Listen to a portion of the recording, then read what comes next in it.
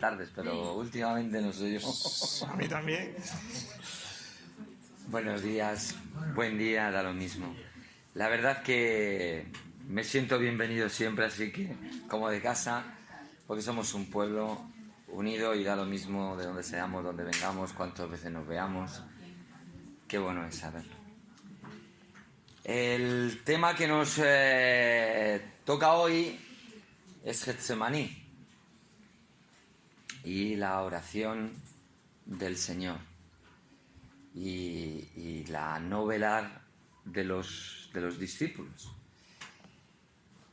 Esta me parece que acabamos de estar viendo ya hace poco la cena.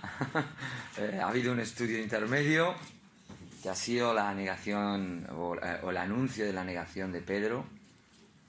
Y ahora en Marcos capítulo 14 versículo 32 en adelante dice así la palabra de Dios, y es lo que vamos a intentar enseñar en esta mañana. Vinieron pues Vinieron pues a un lugar que se llama Getsemaní, y dijo a sus discípulos: sentaos aquí entre tanto que yo oro.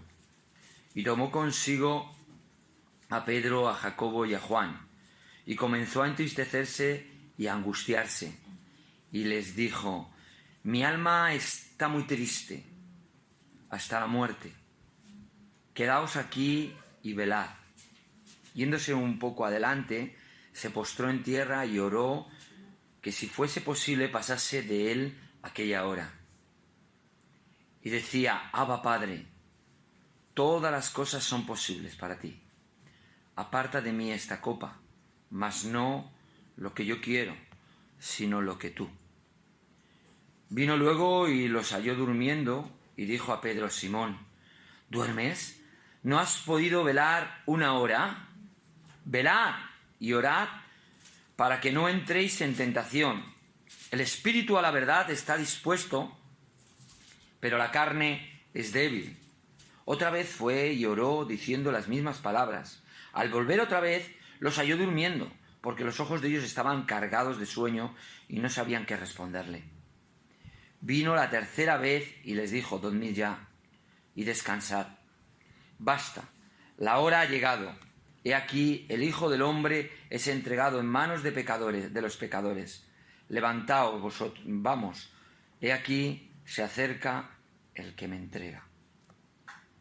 Que el Señor bendiga su palabra. Salen al huerto de Getsemaní después de haber estado ellos en la cena, en el himno. Se van a aquel monte que es el Monte de los Olivos, donde había un huerto que era Getsemaní. Y él va allí a orar. Es interesante que el Señor siempre, a lo largo de los evangelios y del evangelio de Marcos, le vemos en acción de orar. Cada vez que va a hacer algo o cada vez que ha hecho algo, siempre se aparta. Hay un gran milagro en los evangelios y él sube al monte a orar. Y luego ya se va a encontrar con sus discípulos.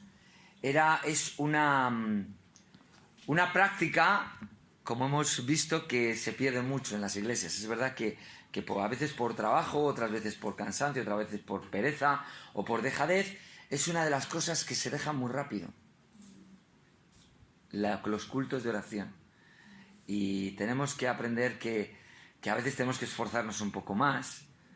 A lo mejor los que trabajamos nos cuesta más, porque yo a veces estoy a esa hora trabajando ya. Pero es cierto que el Señor nos va enseñando a lo largo de su vida cuán importante es orar. Ahora mi pregunta es: ¿el Señor necesitaba orar consigo mismo, diríamos uno? Si el Señor era Dios, el Hijo del Hombre es Dios, ¿qué hace orando consigo mismo?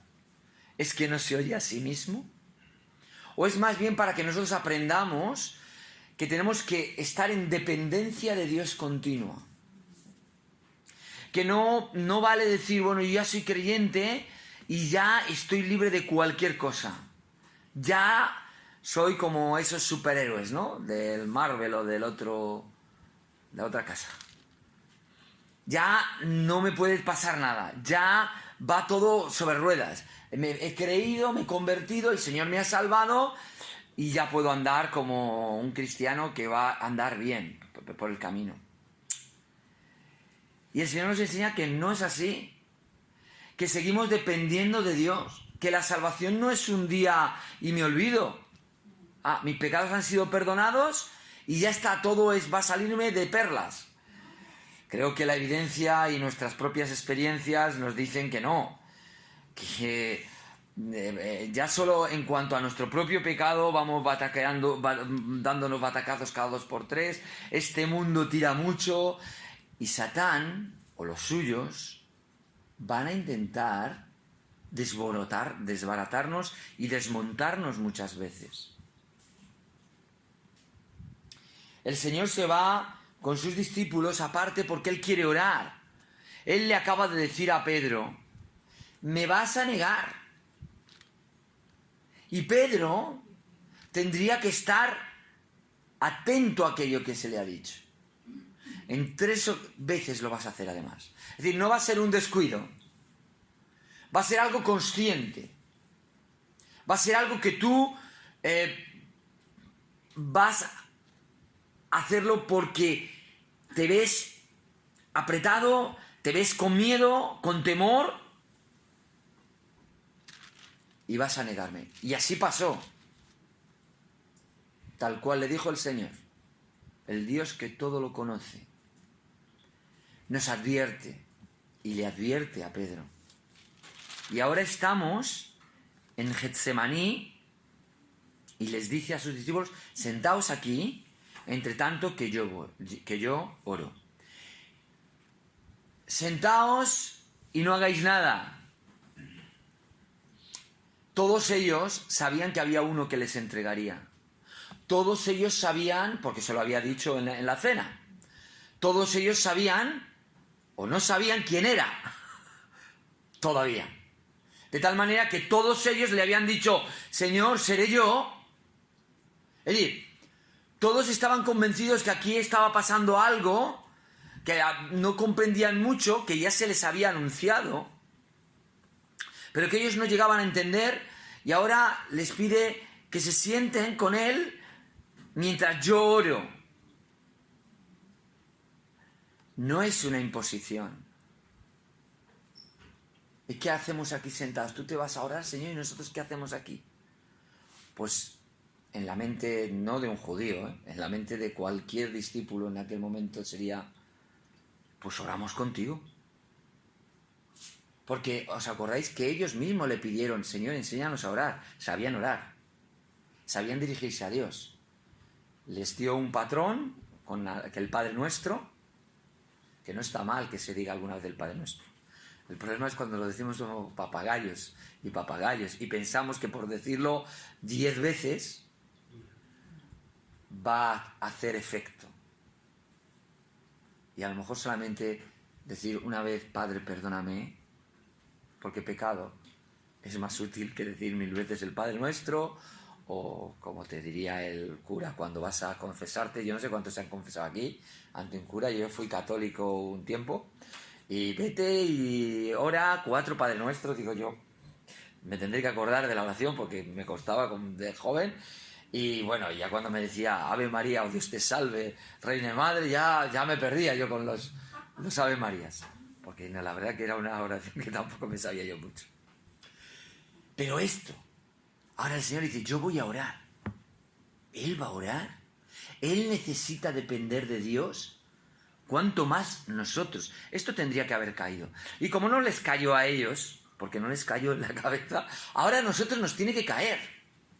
Nosotros tenemos la ventaja que no tenían estos hermanos nuestros, que nosotros conocemos todo lo que pasó después. Y ahora nosotros podemos conocer, ay, Andrés, ay, Bartolomé, si te hubierais orado, no se hubiera pillado tan de sorpresa la cosa. Todo iba como se sabía que iba a ir, porque Dios es el Dios que todo lo conoce. Pero a Él no le importa. se los lleva. Esto también habla de la misericordia de Dios. Dios se lleva, el Señor Jesús se lleva a ellos, aun sabiendo que le iban a fallar a esa misma noche todos ellos.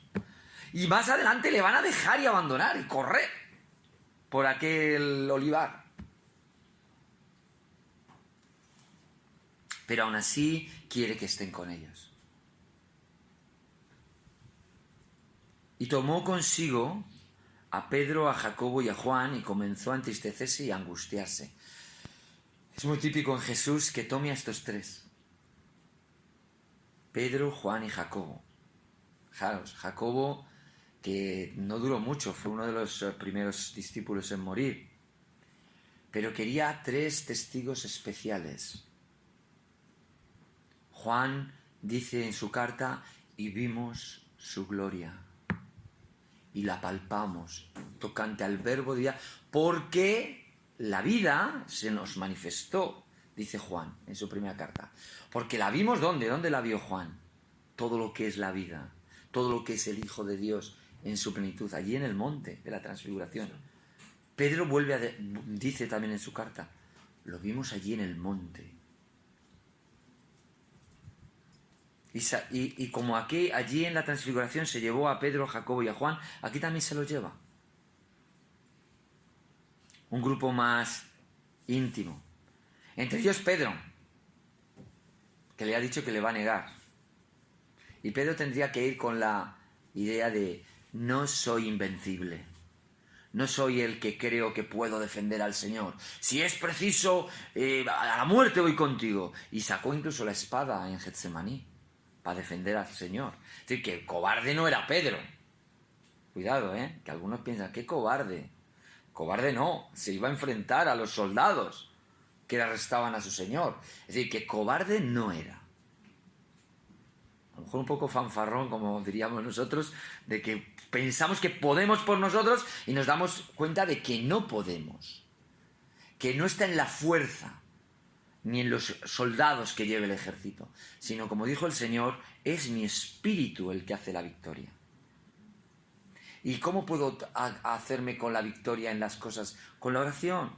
Y se les separó.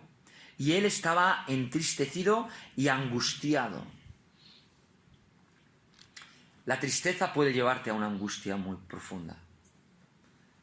Se nos dice que en otro evangelio que él cuando oraba esas gotas como de sangre, ¿no? Hasta tal punto llegaba la angustia del Señor.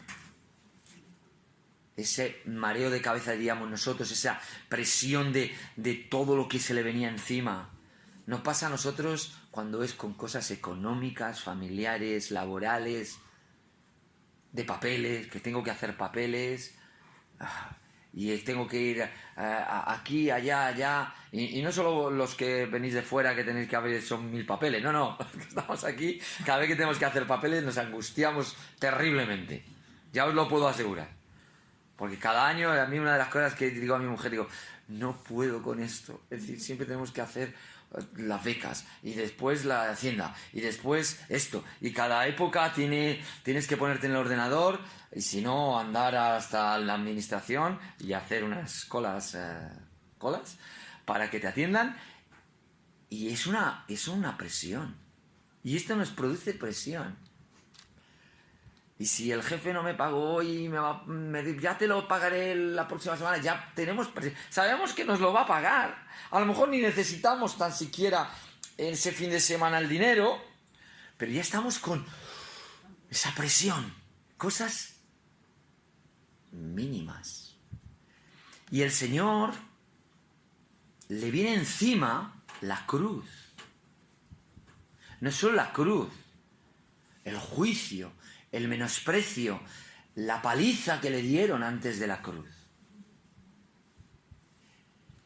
Y no solo la cruz, sino el cargar en él el pecado de todos nosotros. Y esto estaba como una presión en él. Así que él estaba angustiándose lo que le venía. Como hombre iba a sufrir o a tener dolor. Como Dios iba a tener un pesar y una angustia y un entristecimiento por el propio pecado que iba a tener que tomar en nombre de otros, porque él no hizo pecado ni se halló engaño en su boca, pero él sí se hizo pecado por nosotros. No como el cordero, cuando al cordero le ponían le ponían las manos y el cordero llevaba mi pecado. No, él sí lo llevó. Jesús sí llevó tu pecado. Y no sobre la cruz, ni sobre sus hombros, como a veces cantamos. Yo todavía nunca he entendido esto, lo de los hombros, ¿no? Dice Isaías, en él. No sé cómo. Dios identificó de tal manera a Jesús, Dios mismo se identificó de tal manera con nosotros, que tomó todo nuestro pecado. Y esto producía angustia y entristecimiento. No había otra solución. Él lo sabía. Y les dijo, mi alma está muy triste hasta la muerte. Quedaos aquí y velad. ¿Qué palabra? Velad. Velad siempre está ligado a la oración. No me quedo a velar toda la noche quedándome a ver las noticias o la película o el partido. Eso no es velar. Yo velo todas las noches, pero porque estoy trabajando, no porque esté orando toda la noche.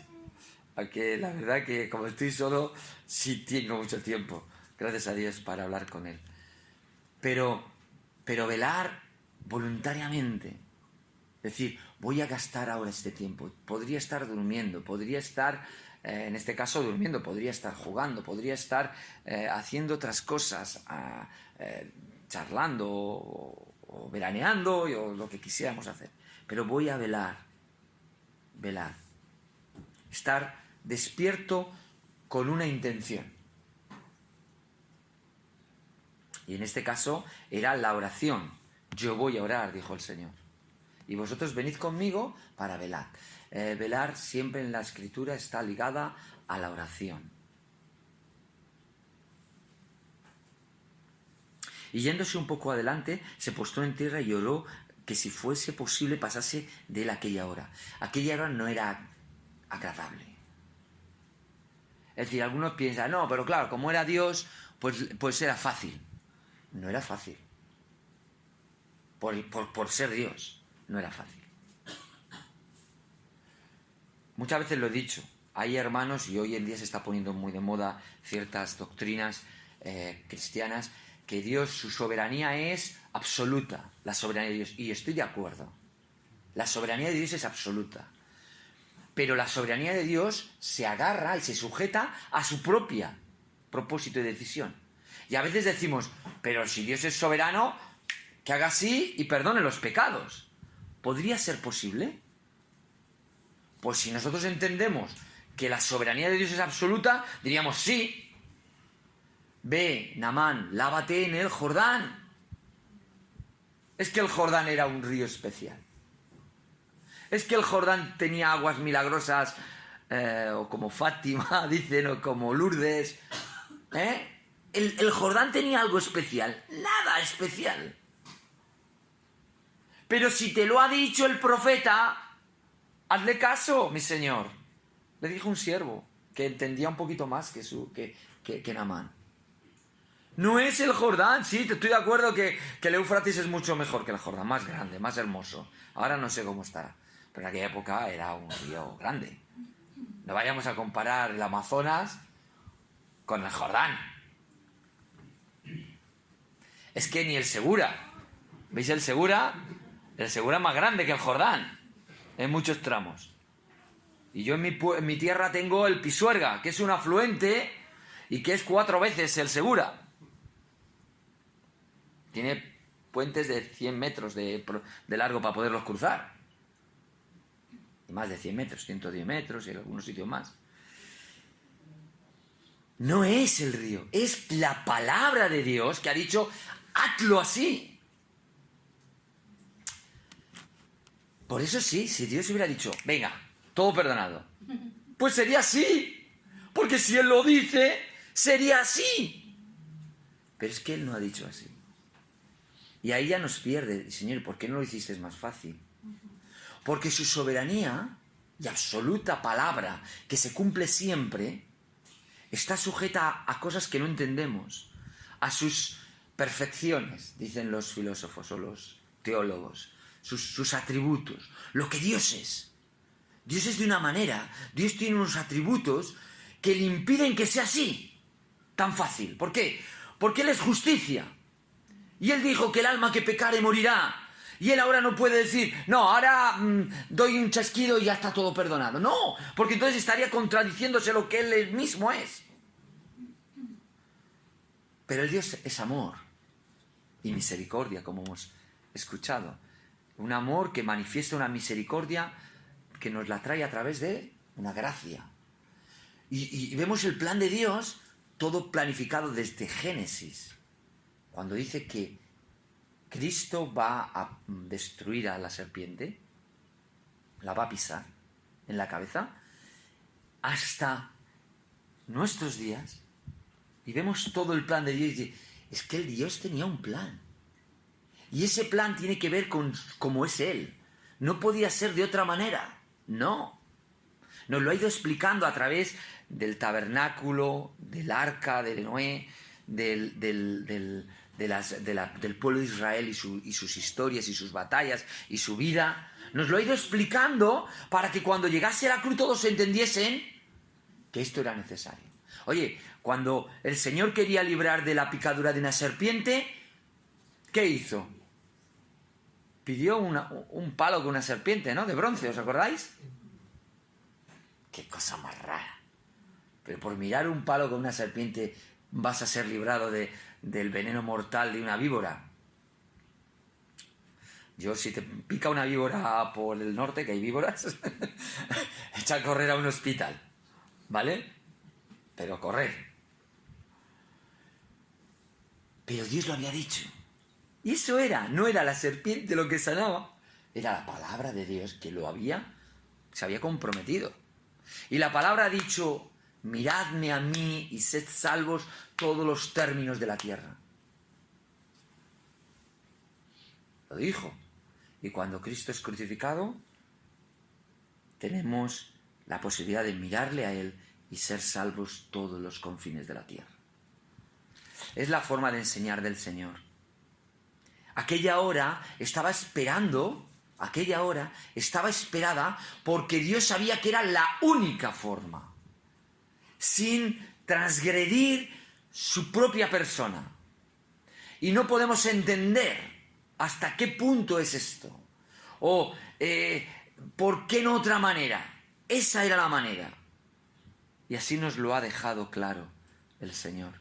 No hay muchas maneras. ¿Por qué no intentar cada uno haga cosas buenas y según las cosas buenas, como dicen los musulmanes o otras religiones, pues te pesamos en una báscula y pues en la báscula iba a pesar poco lo bueno. Pero bueno, pero alguno, depende, hombre, si es mucha la exigencia, pero si la exigencia no es perfección, pues alguno se libraría. Pero es que el Señor es perfección. Él es santo, santo, santo. Y la santidad no depende de lo que yo considero santo, sino de lo que Dios es. Y si Dios es así, eso es santidad. Y hoy en día decimos, no, que eres un xenófobo, ófobo, los ófobos estos que hay muchos, ¿no? Que hay muchas fobias, ¿no? Pero el Señor dice, y si el Señor dice, da lo mismo lo que nosotros pensemos como es algo bueno. Hay mucha gente, y sobre todo políticos, que se creen muy buenos. Y dices, pero ¿cómo es posible? Es decir, ¿cómo es posible que rechacéis a Dios y sigáis pensando que la moralidad que usáis es buena? Porque la valoran conforme a sus pensamientos. Y conforme al humanismo, pues sí funciona. Pero en cuanto al pensamiento de Dios, no funciona. Por eso, cuando pensamos en aquella hora, era necesaria esa hora. La cruz era necesaria. Hermanos, hermanas, es la cruz la que nos puede acercar a Dios. No hay otra manera. Hay una canción que decimos, no hubo otra solución, hay un himno antiguo que decía, aparte de la cruz. Dios mismo no encontró, dice aquel himno, otra solución sino la cruz. Yo no sé si fue así, pero humanamente vamos a pensar, Dios pensando cómo salva al hombre, cómo salva a este Adán que... Esta es la solución, la única. Claro, a Dios no le fue así. Dios antes de ponerse a crear ya tenía la solución. Porque Él es omnisciente y conoce todo. ¿Vale? Y nos creó por amor. Me imagino por la misericordia con que tiene y el deseo y el propósito que no entendemos ni comprendemos. Así que aquella hora, y Él decía, Abba Padre. Se dirigía a Dios de una manera muy íntima. Como yo puedo decir a mi padre o como yo podía decir a mi padre, papá. ¿Vale? Eso es lo que significa Abba, Padre. Padre, Padre sería. Papá, todas las cosas son posibles para ti. Esta frase es muy importante. No viene en otros evangelios. Viene aquí en Marcos. Todas las cosas te son posibles para ti. Aparta de mí esta copa, dice, mas no lo que yo quiero, sino lo que tú quieres. Lucas dice, hágase tu voluntad. No mi voluntad, sino la tuya.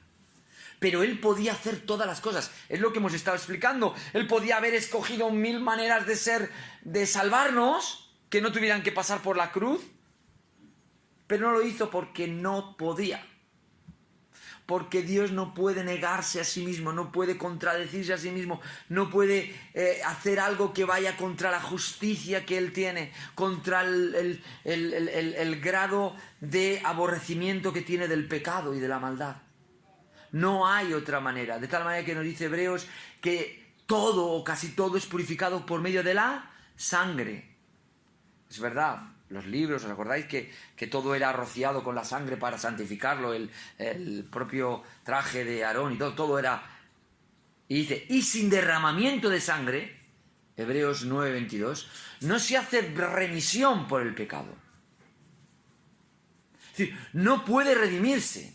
Y alguien le diría, bueno, pero pues Dios podía haberse inventado otra solución. Sí, todas las cosas son posibles, pero para esto... Dios solo tiene esta posibilidad.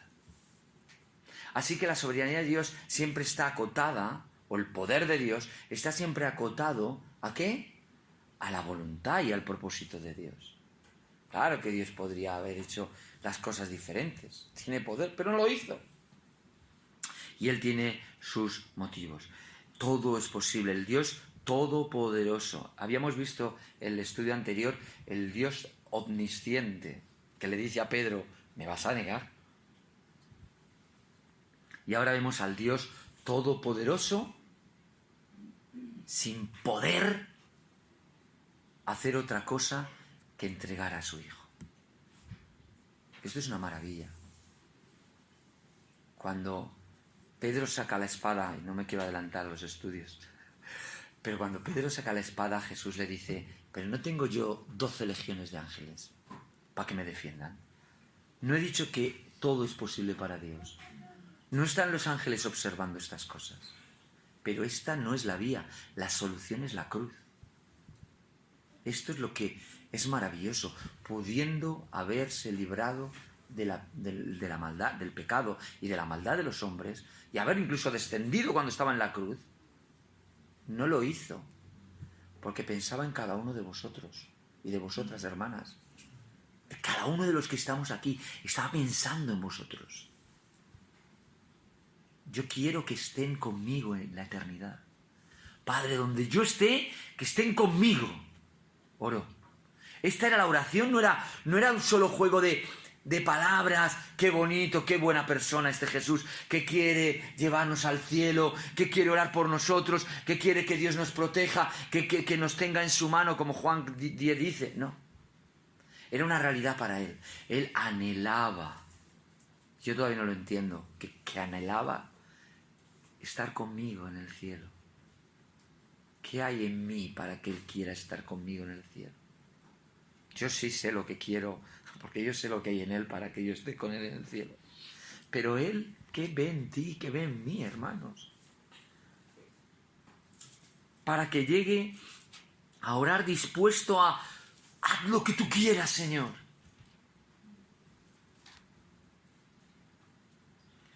¿Y qué sucedió? Que les halló durmiendo. Y cuando les llama, ¿sabes? No dice Juan, Jacobo, Pedro. ¿A qué no dice esto? Dice Pedro.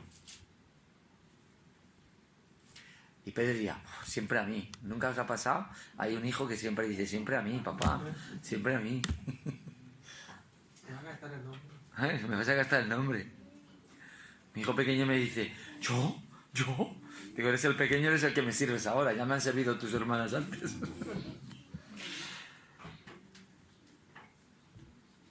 Pedro, Simón, ¿qué haces durmiendo? Y Simón se podía haber despertado. ¿Y ellos qué? Que también están durmiendo. El Señor le está dando un aviso. Si te he dicho que velaras 1 hora conmigo, ten por cierto que me vas a negar. Esto pasó 3 veces. Es interesante. El número 3 en la Biblia es interesantísimo, ¿eh? Habría que hacer un estudio. Se lo dije el otro día en mi iglesia, ahí en Cieza. Tenemos que hacer un estudio sobre el 3. Porque es una manera muy sencilla de enseñar a los niños. Yo cuando estudié pedagogía en la universidad enseñaban que los cuentos todos tienen triadas. Había 3 cerditos. ¿Os acordáis que había 3 cerditos? Siempre hay 3 eventos que suceden. Interesante, para recordar las cosas. Para enseñar, es una manera antigua de enseñar, que se nos ha transmitido a nosotros a través de la literatura. Pero bueno, 3 veces se duerme. La segunda ya se medio despiertan y ya ni les despierta. Porque la tercera vez cuando vuelve ya dice, anda, ya despertado porque ya va a ser la hora, ya es la hora. Pero 3 veces. Pedro, me vas a negar, ¿te das cuenta? No puedes velar conmigo 1 hora. Velad,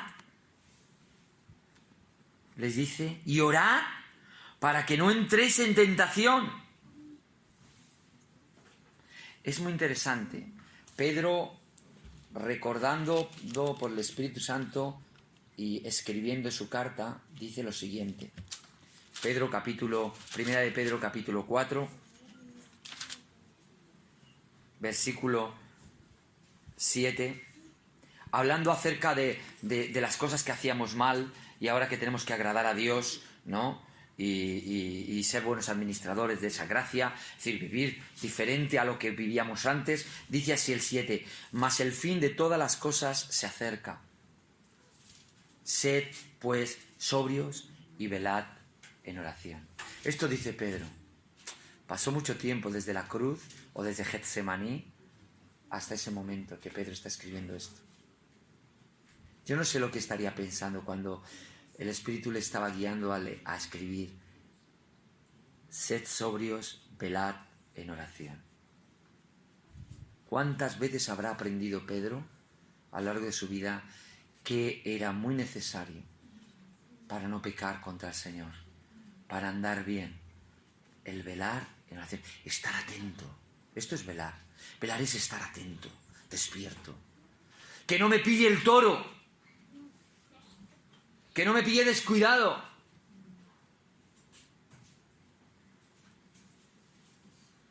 El mundo está en desenfreno, en disolución, en pecado. Nosotros corríamos también. Y ahora dice, vosotros ahora cuidado, porque aunque sois creyentes, como no veléis y estáis orando, podéis entrar en tentación. ¿Y qué pasa? Dejad de ser sobrios. Y andar en el desenfreno. Pues podría. Hay que tener cuidado. El mundo, Pedro les aprendió que el mundo te va a poner tal acechanza que necesitamos velar para no caer en esa tentación. Aprendió la lección de Getsemaní. y nos la dejó escrita, Pedro. En el capítulo 5 dice, pero ese no es el gran problema, que es un problema lo que tenemos encima, este mundo que nos atrae, todas las cosas que a nosotros nos gustan, todo lo que no le gusta al Señor, que tristemente a veces nos gusta. En el 5:8 dice así, sed sobrios y velad, porque vuestro adversario el diablo, como león rugiente, anda alrededor buscando a quien devorar, al cual resistid firmes en la fe, sabiendo que los mismos padecimientos se han cumplido en vuestros hermanos, se van cumpliendo en vuestros hermanos en todo el mundo. Sed sobrios y velad. El problema no es tanto nuestras maldades, que tenemos que estar atentos y ser sobrios y ir quitando, como dice Colosenses, despojándonos del viejo hombre y vistiéndonos de Cristo, de lo que es Cristo, de cómo es Cristo. Ser imitadores de Dios como hijos amados, de Jesús. Sino que el diablo está como un león rugiente alrededor. Él está viendo. El león busca, no va a buscar al ñu o al mamú o al que sea al bicho más grande, más joven, fuerte de... No, se busca al bebé o al viejo. Al que se queda atrás. Al que no está preparado para la lucha. No va por la jirafa grande de joven de 7 años. Va por la de 1 año, que es a la que se va a comer. Y anda buscando. Y nosotros tenemos que estar velando y cuidando, orando, buscando el rostro del Señor, porque si el Señor mismo, para enfrentar la cruz, buscó el rostro de su Padre, ¿cómo nosotros, siendo hombres pecadores, no vamos a buscar el rostro de nuestro Padre que está en los cielos para no caer en tentación? El Señor no era para no caer en tentación, el Señor no podía ser tentado por el mal, porque a Él el mal no le tienta. Pero nosotros sí. Nosotros necesitamos. A nosotros tenemos este mundo, el Satanás y nuestro propio pecado nos asedia de tal manera, que dice Juan, que todas estas cosas que pasan, el único que no pasa de esto es el que hace la voluntad de Dios. Dice, el mundo pasa y sus deseos, pero el que hace la voluntad de Dios permanece para siempre. Firmeza, ser firmes, estar firmes, como ha dicho Pedro. Así que no os durmáis. Velad, orad. Y volvió, y volvió, y volvió. Hasta que él dice, ya, basta. El Hijo del Hombre es entregado en manos de pecadores, de los pecadores. Título maravilloso, creo que ya lo hemos dicho aquí el otro día. El Hijo del Hombre, siempre vinculado a la cruz. Marcos, capítulo 8, 9 y 10, nos dice que el Hijo del Hombre va a ser entregado, va a ser vituperado y menospreciado, va a ser muerto, y el Hijo del Hombre va a resucitar al tercer día. El Hijo del Hombre es la identificación contigo y conmigo de Dios. No había otra solución. No hubo otra solución sino la encarnación. Qué cosas más raras hace Dios. ¿No podía haber venido directamente? No, la encarnación para una identificación plena con un hombre, con la raza humana, un hijo de David, un hijo de hombre, hijo de Adán, que es lo que significa hijo de hombre, para identificarse con los hijos de Adán, que somos nosotros. Pero este Adán, morir en la cruz para librarnos absolutamente de nuestro pecado. Cuando uno ve esto tan claro, de que el Hijo del Hombre oraba a sabiendas de que lo que iba a pasar era irremediable. Nosotros podemos orar a pesar de que lo que vaya a pasar sea irremediable. Os explico.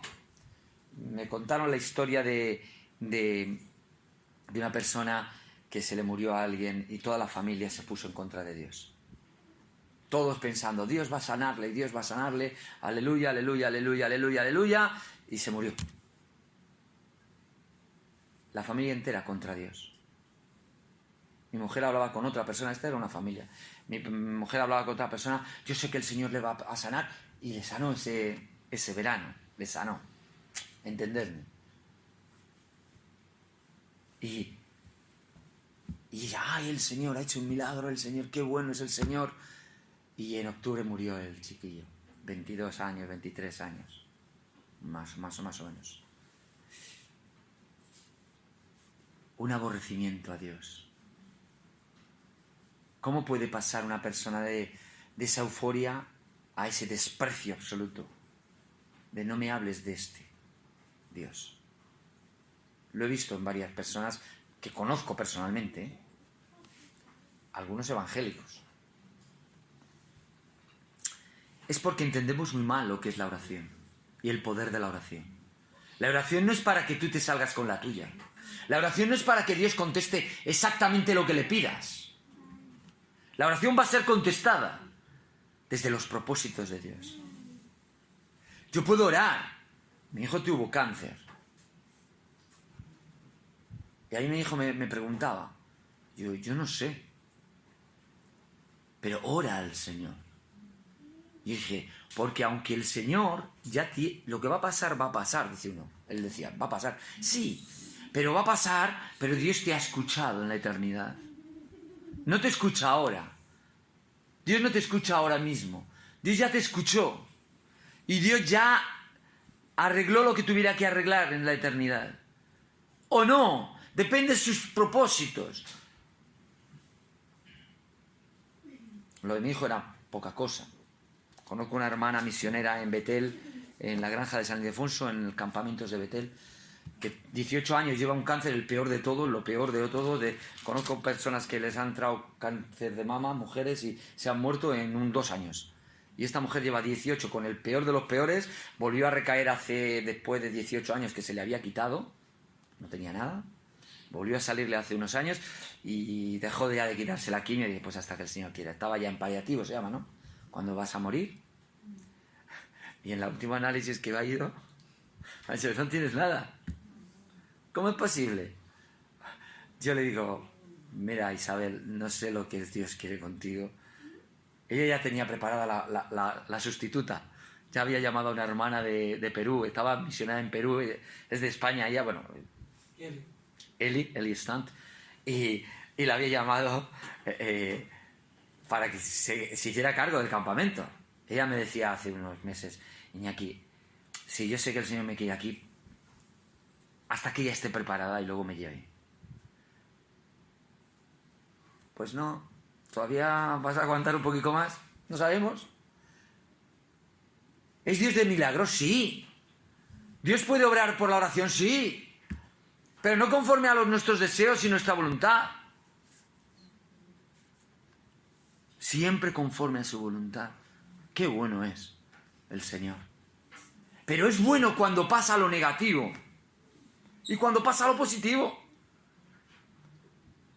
Hermanos, cuando no salen las cosas como nosotros hubiéramos querido y seguimos ahora con esa ansiedad que nos da a nosotros cuando van mal las cosas en el trabajo, en lo económico, en la familia, y decimos, no entiendo, si te lo estoy pidiendo, Señor, te lo estoy pidiendo. Y te paras un momento y decir, pero tú eres bueno. No me sale como yo quiero, Señor. Esto está saliendo todo pata para arriba. Estoy peor que antes. Pero poder frenarte un momento, en ese momento, y decirle, Señor, pero tú eres bueno. Porque tu voluntad, que es la que llevó a Jesús a la muerte, no va a ser distinta para mí. Y si llevando a tu propio hijo a la muerte fue para bien, perfecta, la que tengas preparada para mí será perfecta. Aunque no lo entendemos. Y cuidado, hermanos, hermanas, no es fácil. No es fácil. No es fácil.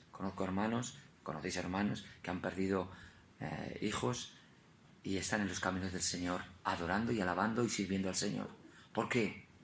Porque no dependía la contestación a la oración, su fe. Ellos por fe oraban y por fe se mantienen y por fe creen que Dios tenía un propósito. Y ahí es la diferencia entre Pedro, un cristiano de verdad, y Judas, que no entendía el poder de Jesús, que no conocía a Jesús, que no pensaba que Dios podía salvarle también a él. No lo creía, no lo creía. Para terminar, me gustaría dejaros, no al estilo de Pablo, porque no me voy a Roma que me crucifiquen todavía, porque no lo sé. Escuchadme, hermanos, vienen tiempos peligrosos, pero muy peligrosos. Viendo cómo va el mundo, cómo va la sociedad. Hemos vivido 40, bueno, en España 80 años, porque yo cuento no solamente los 40 de... Si los otros 40 fueron de no haber guerras en España, 80 años en España. Si repasas toda la historia de España, digo, yo no recuerdo haber estudiado en la escuela jamás 80 años de paz. 80 años de paz, donde no hubiese guerra de nuestro país con nadie. Siempre ha habido guerras en el mundo, Es increíble. Pero esto no se repite muchas veces. Hace más de 80 años apedreaban a nuestros hermanos allí en el Valle del Tietar, a una creyente hermana maestra. La apedrearon hasta matarla. Estamos hablando del 36, antes de la guerra. En el Valle del Tietar, muy lleno del Evangelio en aquellas épocas, como Jaén, como Galicia. Y nos persiguieron, como persiguieron todo lo que era cristianismo. Pero no aquí solo, en muchos sitios. Entonces, hermanos, dirían, agarrémonos, no sé, los machos, dicen algunos, agarraros bien fuerte la vida, porque vienen tiempos peligrosos. Vienen tiempos peligrosos. Hechos de los Apóstoles, capítulo 20, dice así, que Pablo envió pues desde Mileto a Éfeso, hizo llamar a los ancianos de la iglesia y cuando vinieron a él les dijo: vosotros sabéis cómo me he comportado entre vosotros todo el tiempo desde el primer día que entré en Asia. Este es Pablo despidiéndose porque no iba a volver, consciente de que la voluntad de Dios en su vida era ir a otro sitio y ser sacrificado por Cristo, ser muerto. Él lo tenía claro, no dejó de orar, en su vida. Siempre animaba en todas sus cartas a orar, orar. Y uno dice, Pablo, ¿te van a matar? Lo tuyo ya está claro, lo suyo ya estaba claro. Pero siguiendo el propósito de Dios. En el versículo 36, leed conmigo, dice... Perdón, el 31. Dice así: por tanto, velad acordándoos. Y les explica cosas que pasó, ¿no? Por tanto, velad acordándoos. Tenemos que traer a la memoria en nuestras vidas las cosas de la palabra, las cosas que Dios me ha prometido cuando estoy leyendo la palabra de Dios, las cosas que Dios me ha enseñado, las cosas que Dios me va hablando, el devocional, el día a día, y no olvidarlas, y agarrarlas y velar orando en esto. Entonces hubo gran llanto, dice. ¿Pero por qué? Porque cuando hubo dicho estas cosas, versículo 36, se puso de rodillas y oró con todos ellos. ¿Qué ejemplo? Pablo es un ejemplo. Sabiendo que ya le habían dicho lo que iba a pasarle, y luego se lo volvieron a decir ahí en Cesarea, aquel profeta, él podía ponerse de rodillas y orar diciéndoles a ellos: velemos, acordémonos de todo. ¿Y de qué nos debemos de acordar principalmente? De que Cristo Jesús en Getsemaní oró preparándose para una obra que era para nuestro beneficio. Así que nosotros oremos también para Que el Señor nos utilice para una obra, para su beneficio, para lo que sea. Y a veces la contestación nos va a dar más alegría externa. Nos debería de dar siempre gozo, pero alegría externa. Y otras veces vamos a decir, Señor, hágase tu voluntad, porque es duro lo que no me has dicho que va a pasar. No digo visiblemente, no creo en que Dios te vaya a decir directamente. Dice una voz del cielo, no creo. Lo siento, no lo creo. Pero sí en su palabra, ¿eh? Sí lo puede decir en su palabra. Te puede decir, esto es lo que quiero de ti. Y guiarte por su espíritu.